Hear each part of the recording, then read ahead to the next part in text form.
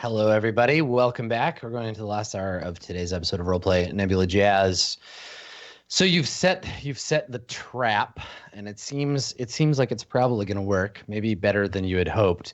You have some time to prepare, right? There's several like sort of scenes we can do before the big meeting, because obviously you wouldn't be like, it's now, come on down. So what are you going to do? It's like a short amount of time later, some indeterminate amount of time later, and you have some time to prepare before everybody shows up and starts demanding the scepter. So what is the plan? What are you going to do? People have things. Yeah, Quinn has gone to meet with his slime religious friends.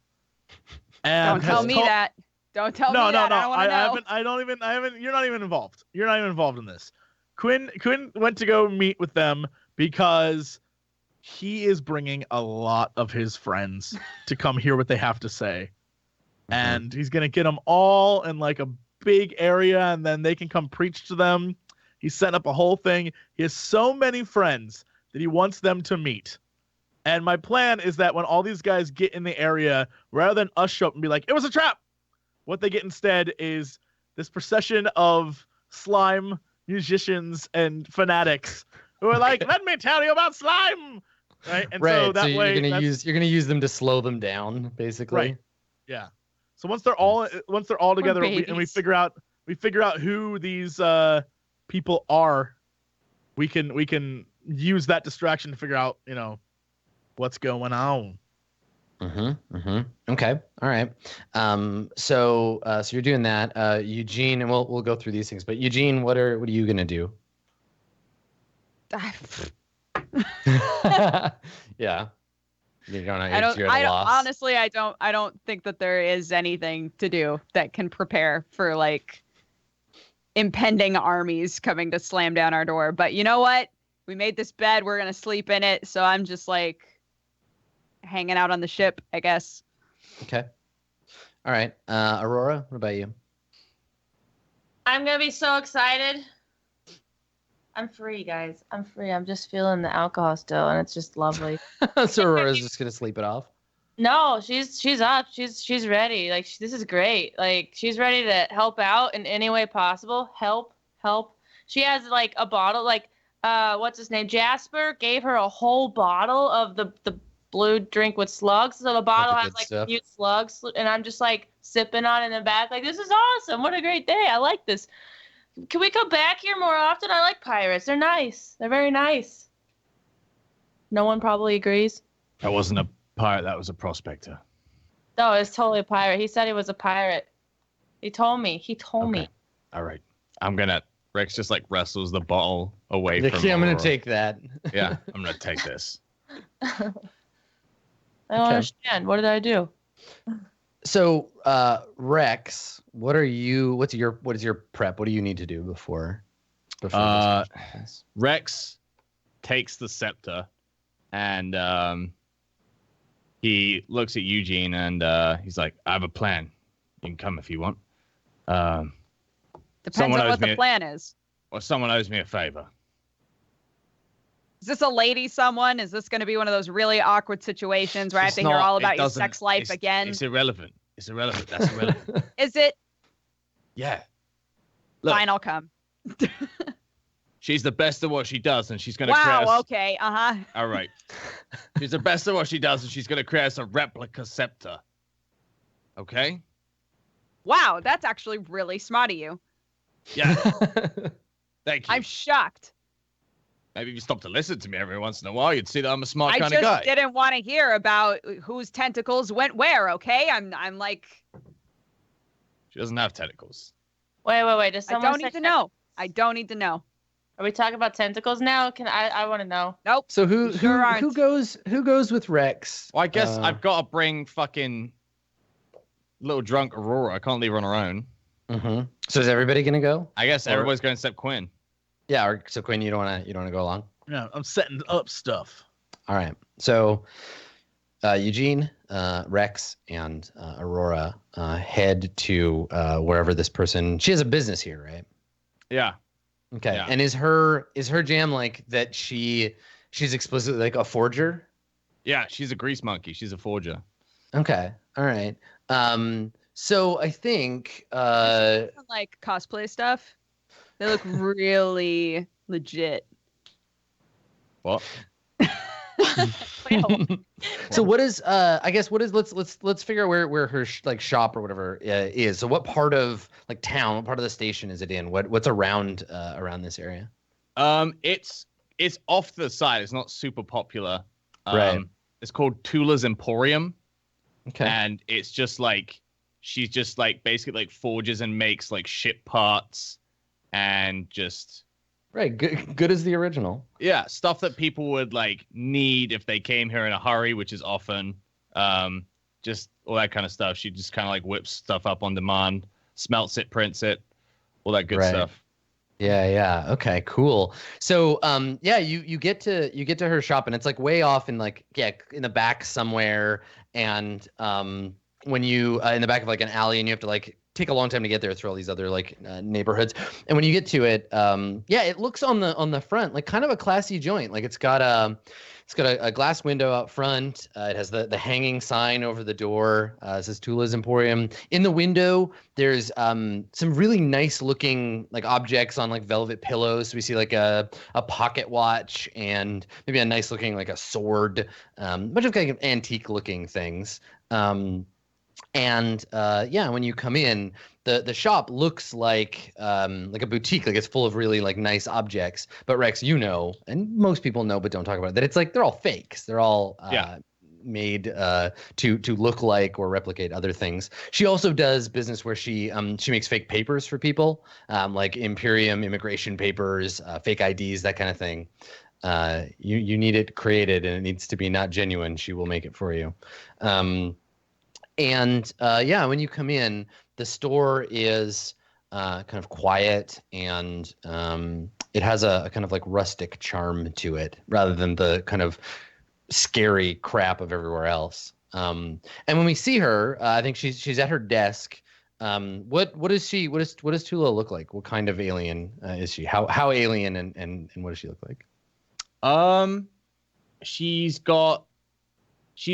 pretty big. She's like 6 foot. She's pretty ripped. Her skin is like a yellow tint. Okay. And like pretty humanoidy looking, but okay. just like sure. Yeah, I think she has like a slightly elongated like skull. And very long arms and long legs. Like maybe they have like an extra joint in them, and very long, delicate fingers. So I think she has in one eye, she has a like a jeweler's loop, and she's working on some very intricate piece of machinery that's like glowing in front of her. And when the door like rings when you open it, she like looks up, and I think she I guess just she's how does she feel to see Rex? She pretty good.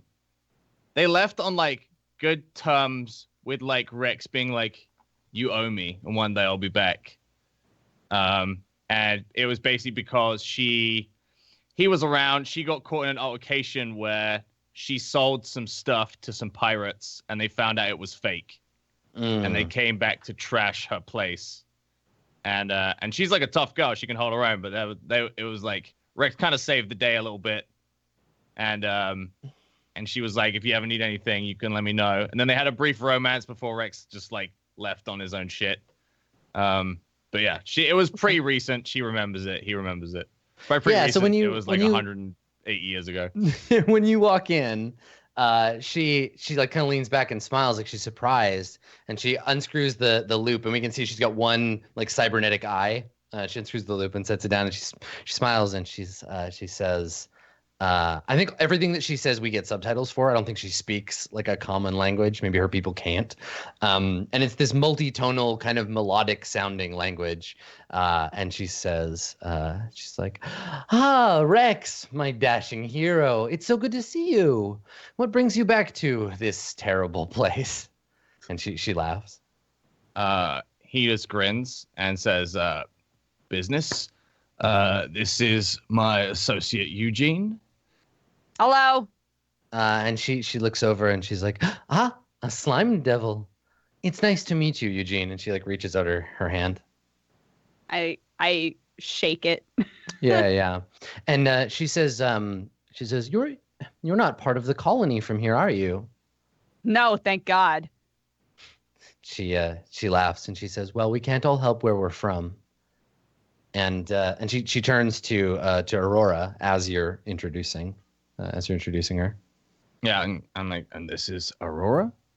And as like everyone turns to Aurora, she's like trying to lean up against a table, and she just completely slips and just falls on the ground, and like things clatter around her, but nothing breaks, but everything falls around her. I think what happens is you start to fall, and then Tula is really quick, so she's just like she grabs you before you fall onto the floor, and now you're kind of like she's kind of holding you in her like spindly arms, and she's like quite close to you, and we can see she's got these sort of like nostril like slits on the flat part of her face where her nose would be, and they kind of flare as she like inhales, and she looks at you and she says, "What an unusual organism," and like kind of cocks her head at you, and you can see her little cyber eye like spin, and she like lifts you back up, and she's like, there, sweetheart," and like pats you on the shoulder, and she turns to look at you, Rex, and she's like, she gives you that look like, "Are you two banging? Is this a new? How do I?" Like she just gives you this very knowing look, like, "I know you're a cad. Is this one?" Rex gives her like a kind of a disgusted look, just like a don't even insinuate. And then she gives you a grin, like, "Oh, good," like, "Good. She's not off limits then."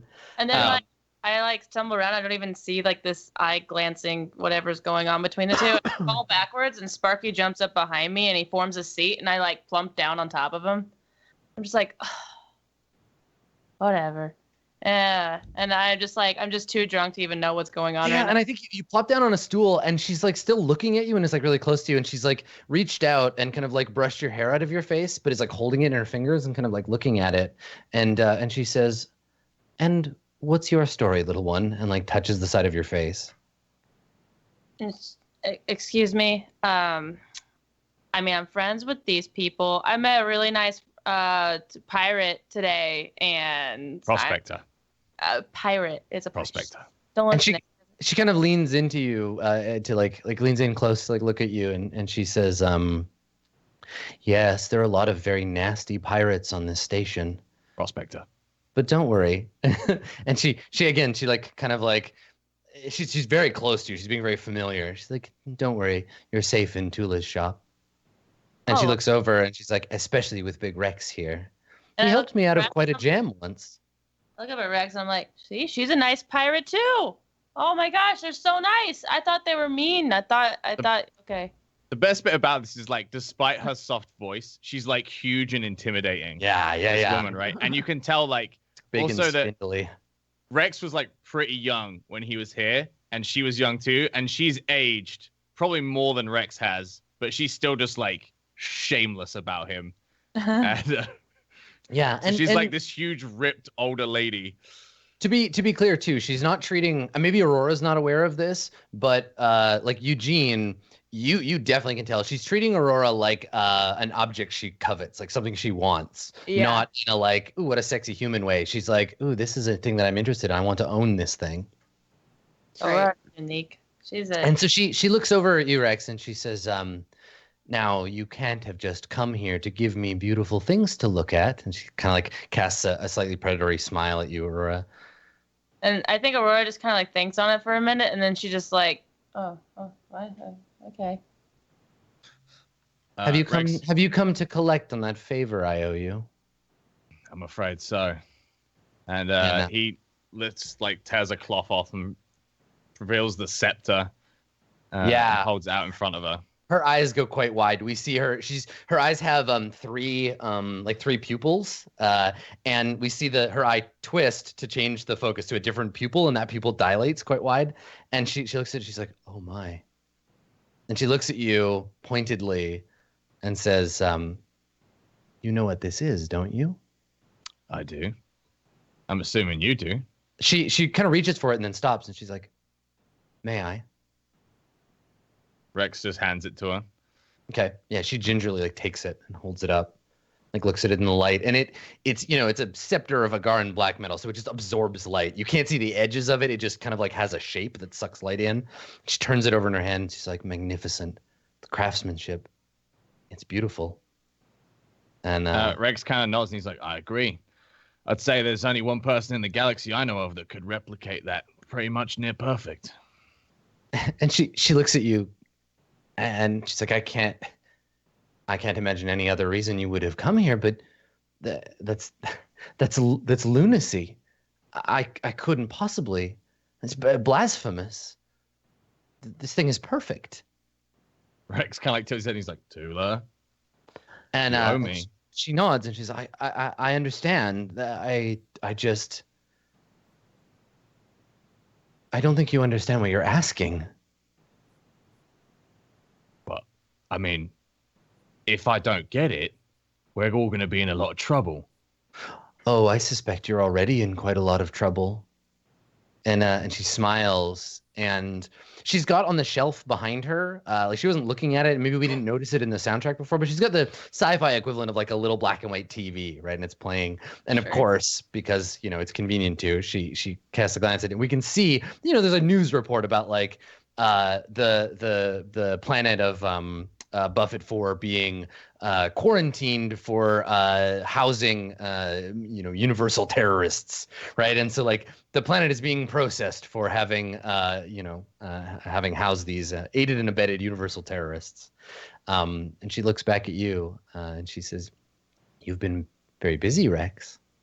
And there's something different about you."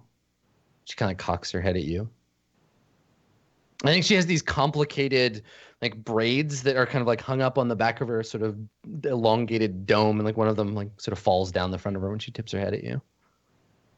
Oh, could be getting framed for the murder of the Galactic Prince. Could be a number of other things that have changed me. Either way, I would like to see it come to an end soon. In order to do that, I need you to work your magic, darling. Such a shame about Novarius. A more gentle soul the Imperium has never seen. Oh, he's a fucking pervert. She cocks an eyebrow at you and she says, how does that saying go? It takes one to know one. Yo! Yeah, Rex is stunned into silence. He just, she's not wrong. And she so you just silence, and she says, tell me honestly then, Rex, did you and your friends do it? Did you kill the No, prince? of course I didn't fucking do it. She shrugs. I've seen you kill before. You Well, take a actually- relish in it. Like, or I interrupt and I'm like, actually, he didn't kill the person. He just ate the body. Okay, well, more information than needs to be public. Aurora. Oh. Sorry. Oh, you never. I'm drunk. Yeah, and so she looks at you, Aurora, and she says, "Oh, what a helpful, charming little thing you are," and kind of like smooths your hair, like just gently. And I don't even like understand this like sort of infatuation with her. She has like whatever it is. But yeah. I'm just Rex like, kind of irritated at this point. He's like, Tula, look, I found that scepter shortly after. Whoever wants it framed us for murder, and now I need a duplicate, and you're the only one that can do it, and you owe me a favor. So How precise does this duplicate need to be? Who's going to be examining it? It's going to need to be very different if, for example, you're going to give it to an Agaran, which I wouldn't suggest. This item is very sacred to them, and if they find out that it's not real, which, as good as I am at my work, they will eventually, you'll be in very, very grave danger. More than you are now, I think. It's one thing to have the Imperium on your back, but the Agarans are fearsome people. But then... You know I ain't that, worried about wouldn't you? Agarans or otherwise, okay? We're being followed, and I'm trying to lure those people out with that. In order to do that, I need a fake one. That's all. Ain't nobody gonna inspect nothing. She says you'll have to leave it here with me for a time. Oh, I'll fucking stay here then, won't I? She laughs and she shakes her head and she says, I don't have room for you anymore, Rex. You better make some, because I ain't leaving that scepter here on its own. All right, so she'll do it, but the conditions are that like she needs some time alone with it, and then she doesn't want you hanging around. But you could roll to try to change her mind. So I mean, I'm assuming that she's smart enough that she wouldn't keep this knowing who's after it anyway. oh yeah, the chances of her trying to steal it from you, but I mean, you haven't seen her in a long time. You don't know what her loyalties are, like who her other friends are. True. Yeah. So why don't you roll? Because what you want is for her to do what you want. You want her to make you a replica of the Scepter of Ascension. And you want her to do so under your terms, right? That you can stick around while she works on it, and that's it, right? Yeah. Okay. Let's say difficulty is 4. Okay. Because this is dangerous stuff. What's your approach here? Like, how are you going to do this? How am I gonna approach the situation? Well, just how are you going to convince her? Because you could be forceful and just be like, look, you owe me. Do it my way. I say so. You could try to trick her. You could try to be sneaky. You could, it's just which approach you're going to use and what does that look like? I would say that Let me guess. You say it really fast and then run away. No. Rex kind of makes a point of like, there are people after it. They do know he has it. And God forbid anything, might happen if they find out it's here. So, it makes sense for old hero Rex to do his hero thing once again and just stay here and keep watch till it's done. Wouldn't want anything to happen to the shop. So I think it's more of like a heroic, flashy approach. Yeah, so you're just like, look, I got it. You know me, I'm a big deal. I'm a heroic dude. This is part of like a larger thing. You're just an NPC. Yeah. I feel that. That. Okay, yeah, you can do it flashily. Okay, what was it, so 4? it's not. Yeah, it's 4. You'll need to invoke. No. All right. I'll invoke my aspect of La Freak. Right, so you just call on like. So Yeah. how does that work? Because Le Freak isn't about like the mutual parting of ways that happens at the mature end of a relationship. It's about how you fucked your way from one end of the galaxy to the other. So how does Rex leverage that to convince? Yeah, her? how do you leverage that, Rex? I think she mentions how there's not enough room, and Yes, they then don't like have Rex room, is yeah. like, I remember where I slept last time.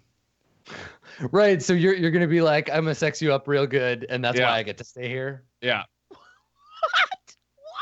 There you go. I mean, we know If that works, God bless you. It does, but that's the thing. We know that Rex is this like Lothario, right? That he's just like irresistible to the those who are interested in sentience boys. like him.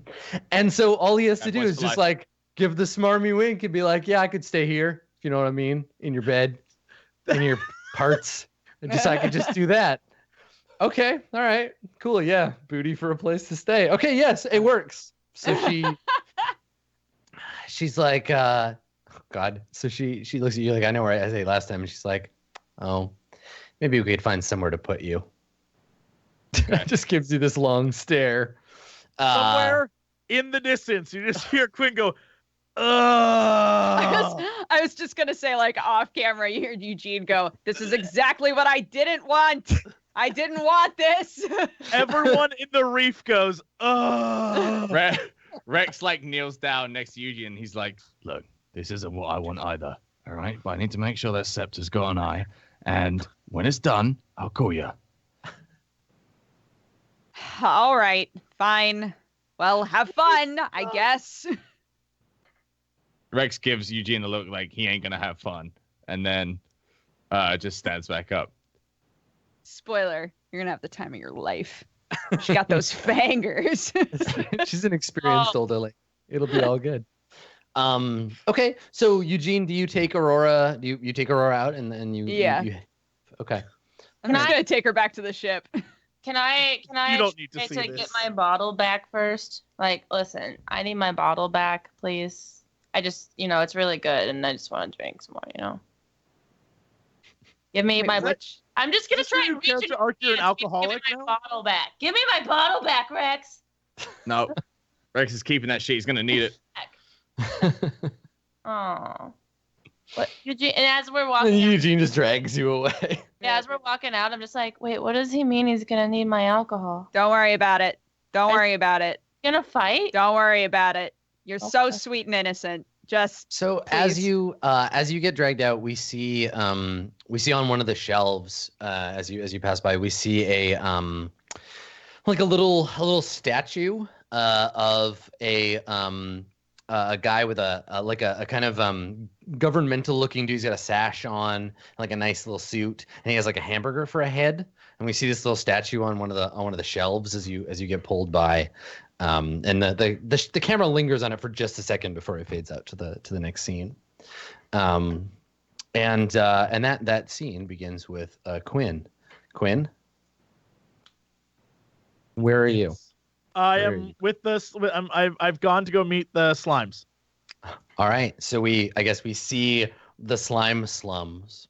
So the slum itself is occupying the bottom of a crater from where the original slime blob landed on this comet.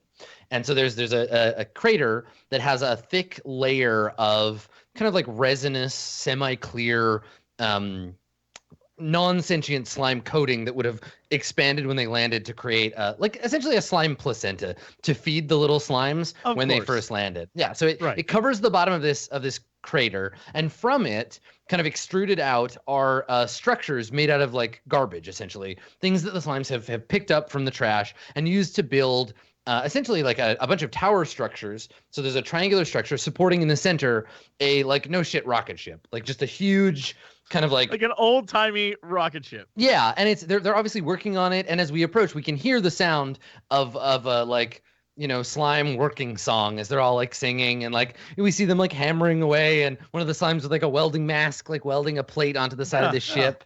And and so they're building this rocket in the middle of the thing that will carry them home to the mother and reunite them with their great slime origins. And there's all these little like pennants kind of like hanging like a bunting, like banners with little like flags on them, and the whole place has a kind of festive like feel to it, like their work is holy work, and everyone's like singing and like working together. And among them we see, and this is where it gets a little creepy, we see as Rex walks into, or as Quinn, as you walk into the camp, we see someone who you maybe used to be like a semi-humanoid like person, but we see that their face is like kind of half melted off of their skull, and like one of their arms is all like gelatinous and kind of hanging, and they just like wave at you as you walk by. They're like, ah, and like the side of their mouth kind of opens and like drips a little bit as they like wave at you as you walk into the camp. And so you walk in, and there's just like all this stuff going on around you. Quinn looks at everyone. He's like, brothers, hi, I'm looking for the band. So nearby, a slime like approaches you. He just kind of like extrudes himself over to you, and he says, almost surprisedly, he's like, "You came, welcome." And kind of gestures, and he says, "Witness our great works." And he looks over at the rocket and gestures with a tendril, and he says, "Soon, the time will come that we return to Mother's slimy bosom. We're so happy to have you here." And Quinn looks at him and has a smile, but it's not for the right reasons. It's a "oh, you dummy" smile, and he's like, You can't leave yet. I'm bringing so many friends. We're going to all meet here. Is that fine if we all meet here? I have so many of them. I'm going to tell them to meet us in the crater. And maybe you can tell them everything you told me. Wouldn't that be great? Make a roll. Let's see if you can bullshit this slime. I think it's sneaky. I think you're being sneaky. You're trying to like get them to use. But these things are not very smart. So I'm gonna say difficulty 2. Difficulty 2 sneaky roll from you. I have a 0 in sneaky. Yeah, this is not your jam. Oh! Close. Yep. So if you have an aspect. Yes. I as the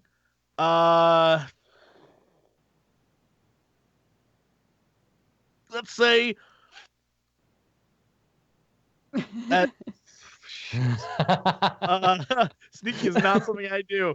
I would say use Everybody Hates a Lizard Man because everyone hates these guys everyone too. fucking hates you. That's why you want to be a slime. Yeah, because I'm so hated and I understand these guys. Like I get them. I get what it's like to want to go back to something that loves you because life is so cruel when you're alone. Yeah, so do you mention that? Do you say like, I too, as a lizard man, understand the scorn of the universe? Yeah, so he says to you, in the great quivering mass of the mother, all are equal. And he gestures over to another like device. You can now see that you're down here. And what we see is two slimes, and they're working like an old timey like pump that's going back and forth. And the pump is attached to a tube that is squirting like a kind of goopy like fluid into a big glass tank. And next to the tank, we can see all kinds of like discarded like shoes and shirts and like hats. and he says, no matter what shape you take, no matter what you used to be, in the end, we are all the same. And he like gestures to the tank, and we see like them squirt a pump into it, and we see like an eyeball go bloop into the tank and like slowly dissolve in the tank into this like big green like mess. And Quinn is like, I just can't wait. But first, I have to get all my friends. They won't believe me if I'm slime. And he nods and he says, of course. Do you need more pamphlets? And just like a fan of pamphlets. No, you hold on to those. When they get here, they're going to want to hear everything. And then hit them with the pamphlets. And he says, of course. You are wise, brother. And then stops and he looks and he says, what shall we call you, brother? Before the great dissolution, I mean. Quinn looks at them and he says, call me. I need a crappy name. Call me Spoober. Fabio the Fedora. Fabio, eh? All right. So he says you are welcome here, Fabio. You listen, I say things because you make me say them. And he reaches out with his tendrils to like hold your hand. And he says, you can call me sister. And Dodger, what's this slime's name? Give me a slime name. This slime's name is Mariana. All right. I thought it was like Sister Squirt. Old Sister Squirt. Old Sister Squirt. Keep Sister Squirt away from Rex, okay? So yeah, so she's like, you can call me Sister Mariana. And she holds your hands, and I like the idea that the slimes all have like really normal names, really plain kind of human names. Yeah, I like it. Yeah. And like 1950s human names. Yep. Yeah. And she says to you, she says, I'm sure that you and all of your friends will find a great deal of calm and satisfaction when the dissolution begins. Please, you're absolutely right. Bring them here as soon as they arrive, and we will show them the way. You must. They are not calm at all. They will seem very angry, but deep in their hearts, I know you'll reach them. And and she nods and she says, while you are here and so very solid, perhaps you could help us. And she turns and gestures to the rocket. And she says, we have some very heavy parts that need lifting. Quinn looks at them and he's like, what kind of slime would I be if I didn't? Okay, so you're gonna stay and help them. Yeah.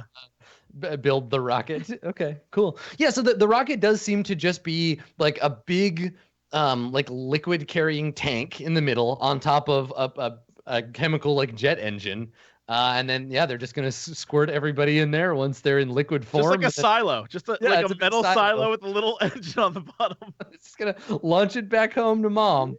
Yeah, so mom can reintegrate them into her slime thing. Perfect. I like it. Okay, cool. So you've got a place for the meeting, and I think it'll take several days for your friend to make the replica. In that time, is there anything else that you want to do? Like just as a group?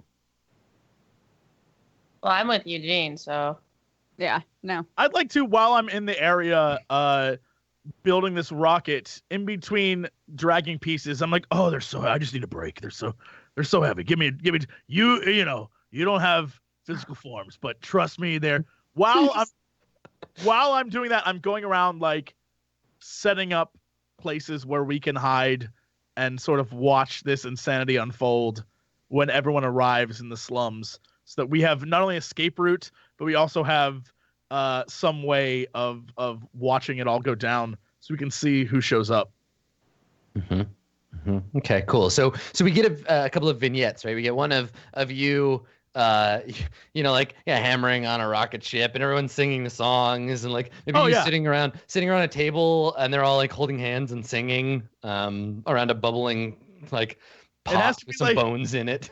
It's definitely the Oompa Loompa song, but not trademarked. So it's like humpa lumpa, like dumpity dacid. Yeah, I like it. Yeah. You will feel fine when you are dissolved in acid. So you participate in their weird cult rituals, but you get very familiar with the camp, the slime slums. Meanwhile, Eugene, what are you getting up to? This is a dangerous place, but there's opportunities for a personage such as yourself. I think I didn't realize how long everything was going to take, so I'm getting a little stir crazy. Yeah. Mm-hmm. Just like wondering how much longer until this is going to happen. Yep. So you just like stay on the ship, like get all like feeling all like boxed in and weird? Yeah, because originally I was like, all right, well, I'll just, I'll hold down the fort. I'll just stay at the ship. And then more and more days have gone by. And now I'm just like, yep, just staying at the ship. Just having a great time at the ship with Aurora. Yeah. So Aurora, do you stay on the ship as well? Or do you try to go out and make friends? I think that like, as Eugene's like talking to himself, and I'm like overhearing it, you see me sneak off the ship, and Sparky like gets into like sneak mode as well, and sneaks off with me, and I go back to that bar that we were at, and I start drinking again. And Jasper, and he's got his buddies, and we're all just having. So you and Jasper and Jasper's other prospector friends, so a bunch of filthy space prospectors, and then a human, you're all sitting around a table, and it's like, later that night, and we're at Parlay, and Parlay has a stage that has been raised from the ground, and everybody's like sitting around drinking, and it's like it gets quiet, the lights kind of go down, and a fog machine kind of starts emitting smoke onto the stage, and we hear a voice announce, all the way from the central planets, the master of mysteries, Magician Extreme, Dango Keel. And there's like, everyone's clapping and like whapping their tentacles together as the center of the stage opens, and like he rises up from the mist, and the mist clears, and you can see Dango, who you recognize immediately. When you see him, he hasn't noticed you yet. He's in like, flourish mode. Like he's got his little white gloves on, and his little antenna are twitching, and he like takes a bow, and everybody's clapping, and you recognize him right away. Do you say anything, or do you keep quiet? What happens is it's like in those movie scenes where even though like I'm drunk, I suddenly like have this moment of pure clarity, and then like everyone's loud, but it goes into like this muted sound. It just slowly zooms in on my face, and I'm just like and then you fudge. And I just like around, I'm like, oh man, I think I got it. And so he looks right at you, and instead of like being a professional and carrying on the show, he just like stops. He's like, Aurora? And like everyone in the crowd like is like staring at you, and we see like a the stage manager alien like pull a switch, and a spotlight goes kunk onto you in the crowd. You just see me go. And he's like, Aurora, that is you. No. You must come up here, everyone, and like he like points at you. So you're like, nah. And one of your prospector friends is like, "Oh shucks, girl, get on up there!" And like they start pushing you. Ooh, magic! It's so good. They're like pushing me the whole way, and I'm just like, no, this is a terrible idea. No. So do you get pushed up onto the stage, or do you want to try to sneak away? I want to compel the miners to carry her up to the stage, like magic, and they carry you and dump you on the stage. Ultimately, I want to leave it up to Pokket to decide whether her character tries to sneak away or ends up on the stage. If you want to compel her, if you want to give her more fate points, you're welcome to do so. But she's rolling in them. Damn it! I will do this. So help me God, I'll find a way. No, I end up on the stage. Oh, all right. Okay, so you get pushed up on stage, and everyone and everyone's like, some polite clapping, and Dango is like, he gestures dramatically, and he's like, everyone, this is my friend Aurora, and he looks at you with this like pathetic, like he has these big, literal like big wet puppy dog eyes. It's just how he looks, gross. and he like looks at you, and he's like, and I hope my lovely assistant for the evening, wringing his little hands together. And everyone's cheering. All right, yeah, man. Oh, I can't wait. Oh, party assistant too. And over at one of the tables, we see a group of Planors, and one of them's like, "Do it," and the other ones are like, "Yeah, do it." Wait, do it. Yeah, it's me. Hi. Yeah. Right, and there's some more polite applause. There's a bunch of space pirates at the back just hollering. And then I like lean into Dango, and I'm like, "Hey, I've been drinking." That's all I have. Yeah, and he's just like, just do what I say. Come on, we practice this. No, and I think we flash back to a younger, like just having recently left, like when you met Dango. I think we flash back to like him awkwardly trying to include you in his act, right? And so we see you like in a box, and he's got a saw, and he's like, okay, and he's like looking at a manual. He's like, wait, okay, don't move, hold on. And then we cut to like, an awkward show that he had in some bar with no one in it. Maybe it's like a space like senior citizen center, and there's like 3 aliens in the audience, no one's paying attention, and he's like trying to make you disappear. Yeah. And so there's like a couple of like quick flashbacks where he's like, come on, dude, just like we practice. It'll be like old times. And then we cut back to you standing next to him on the stage. And I would like you to roll, Aurora. I'd like you to roll flashy to see how good this act is. Let's see if you can make Dango look good. All right. 3's okay. Let me roll to see if the audience likes this. You have like 6 points tokens. It's true. Yeah. As well. Oh, you know what? Okay. So that's okay. They're easily impressed. You don't even need to roll. I gotta get Sparky involved. Like Sparky can. Yeah, describe the act to me. So Dango, this is the thing. So two things are true about this. For some reason, it is a given in this universe that stage magicians, even though we might think they are corny, are like really well regarded. Stage magic is a very like interesting, important part of galactic culture. Everyone everywhere loves a stage magician. No one knows why. It just is. That's just the thing. So what Dango is doing is not laughable to the people watching, but to us, we're like, oh, okay, pulling a rabbit out of his hat, that kind of thing. The other thing is that Dango's like kind of okay at it, but you're really throwing him off his game. So what does the act look like? What does it look like for you? I would say that like pretty much the whole reason the act just looks like a little over the top and good is just because of Sparky, because he's a high techno robo dog, and as he does like the disappearing act and all that, like he does like I'd say he ends on the disappearing act. So let's get to that last. But right. So here's the thing, right? He's got his box. He's got this big box he's gonna put you in, and he opens it, and he says, "And now I will make her disappear." And then he looks at you and he says quietly, he's like, "And not for so long this time. I've missed you so much." And then like gestures for you to get in the box.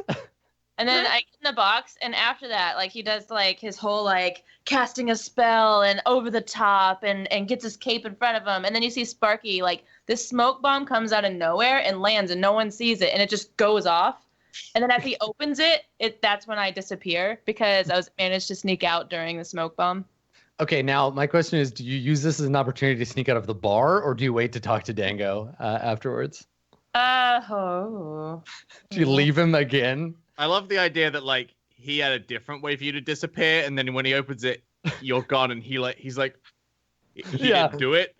Yeah. And then he gets a look on his face like, wait, no, I'm amazing. Hooray, I did it. Everyone's clapping, and he's like, he's been reunited with his lost love, and everyone thinks he's an amazing like magician, and that she was part of his act. It's like all his dreams are coming true.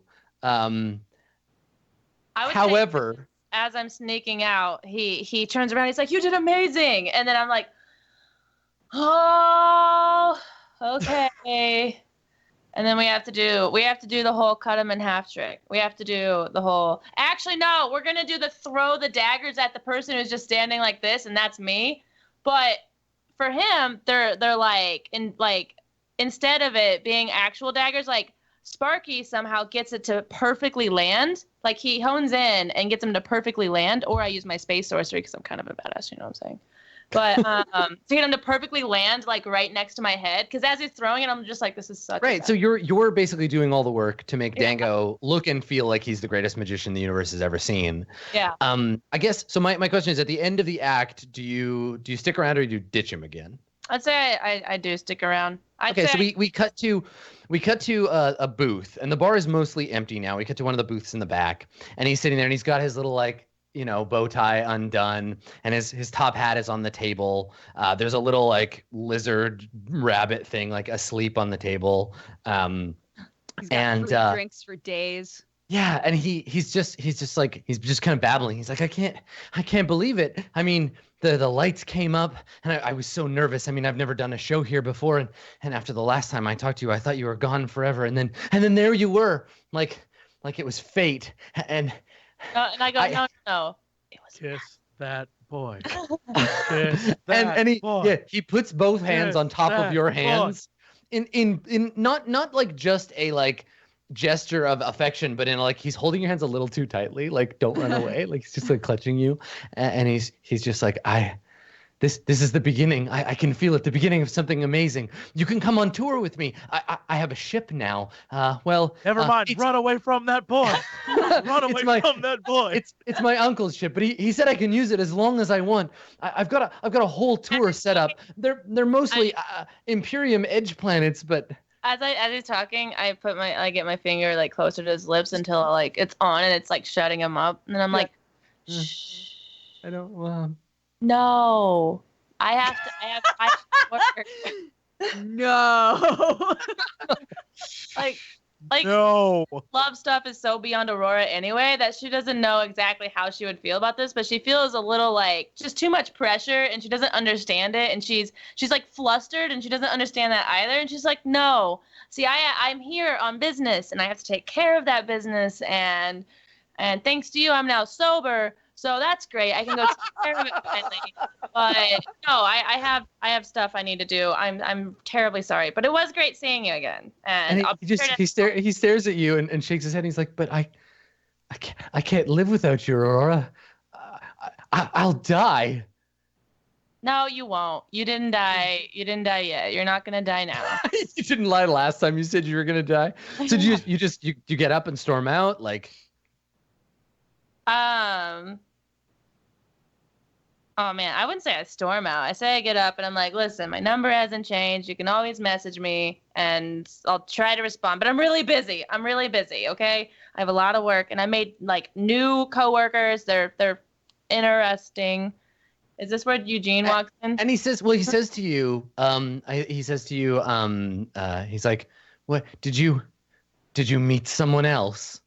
Wait, I met a lot of people. What are you talking about? I mean, and I think that's when like Eugene, you're like, you've realized Aurora's gone. You come to find her, and he looks over at the door, and Eugene is there, and he sees Eugene and Aurora look at each other. I completely ignore him. I'm like, Aurora, finally, where did you go? Oh my God, you can't just like leave like that.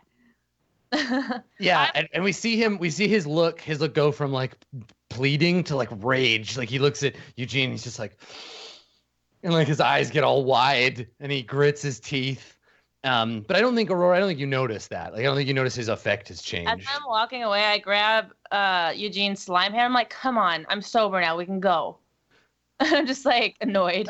Right. And so I the just two look like a really aggressive boyfriend. Just like, where were you? I didn't know where you were for like 5 whole minutes. And then she tries to hold my hand. I'm like, what does really aggressive boyfriend Eugene's body look like? Like, do you change shape at all to Are be you like a aggressive? slime buff Yeah, like boy? 6-pack with like a big arm. That's how I look to him. That's not what I look like in real life. Come on, let's go. When he like looks back on this moment, he'll remember me looking like a really buff boy. And tall and huge and like have sunglasses. Come on, babe.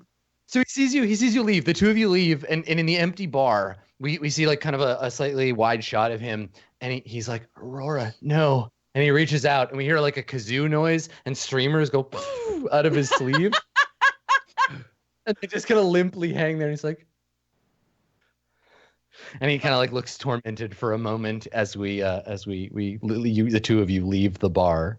Right. And I think that's as good a place as any to end the episode. So yes, we fade to black on Eugene and Aurora leaving the bar, and when we come back next time, we'll have the big meeting of the factions. You outdid yourself again, kids. Good work. Thank you. Good work, Okay. It was fun. Cool. Well, let's do some shout outs. We'll say goodbye for this week to the world of Nebula Jazz. Why don't we start with you, Pokket? Give us some shout. Hello. My name is Pokket, and I have a lot of fun playing Aurora. I think it's the first good character I've ever made on a roleplay show so far. So, first good character. Let's not. Okay.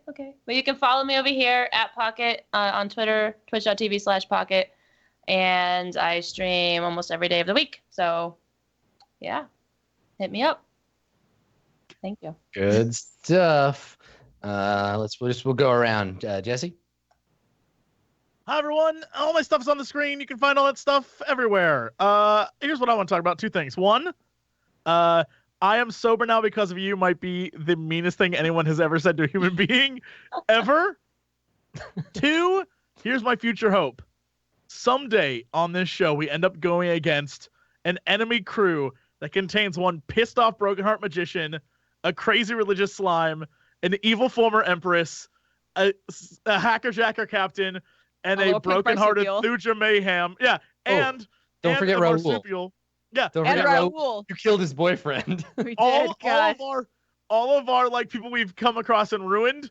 I want them all to just be like our evil exes who travel around the galaxy trying to destroy us. It's being created right now, right? It's Because happening. the Mengasis are like rounding everybody up.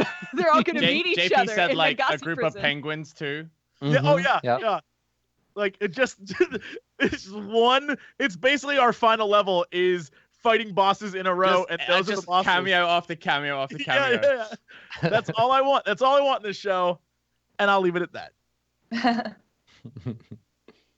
Awesome. All right, Sam, your turn. Do it. What's up, guys? My name's Sam. I'm a streamer. You can find my stuff up on the screen. Hit me up at Strippin on everything. I'm going to be streaming some Raiders of the Broken Planet after this. Looks kind of cool with Dukes and some friends. So if you want to come check that out, feel free. And if not, I'll see you next time we do the show. I didn't want to. Yeah, there we go. Save. Smooth. Real smooth. All right, Dodger, your turn. Try to be as smooth as Sam. Just try. Okay. It's hard. Hello, everyone. My name is Dodger, and you can find me at Dex Bonus on pretty much everything. I love doing this show. I hope you enjoy watching it. Please come and hang out and watch it again in the future because we've got such a good group, and it's really, really fun. And it was very fun getting to finally talk about the Mother Slime because I've had that info in my mind for a while now. So, yeah. Thanks for watching, guys. Mm-hmm. Are Thanks, everybody. Thanks for coming and watching the show. You can find me here doing this thing, also running Court of Swords, which is our weekly D&D show. We play that on Tuesdays, but this week it's a little earlier than usual because we've got a cast member busy on Tuesday. We're going to do that Monday. So if you want to keep caught up on Court of Swords, you can watch that Monday at the same time. Otherwise, I'm at home at twitch.tv/Adam Koebel or on Twitter at SkinnyGhost. I'm going to go and launch this Q&A thread. So if you have questions, feedback, or want to tell us the ways in which Guardians of the Galaxy totally ripped us off, you can go over to community.itmejp and do that. We pretty much all read that too. Yeah. So. Yeah. So accolades are welcome. Fan art especially. Please go and post it there, and we'll see it. So. Thanks for another great week, everybody. We'll schedule the next one and let you know when it is. We're gonna go record the post show for the patrons. We will see you next time. Bye, everybody. Peace.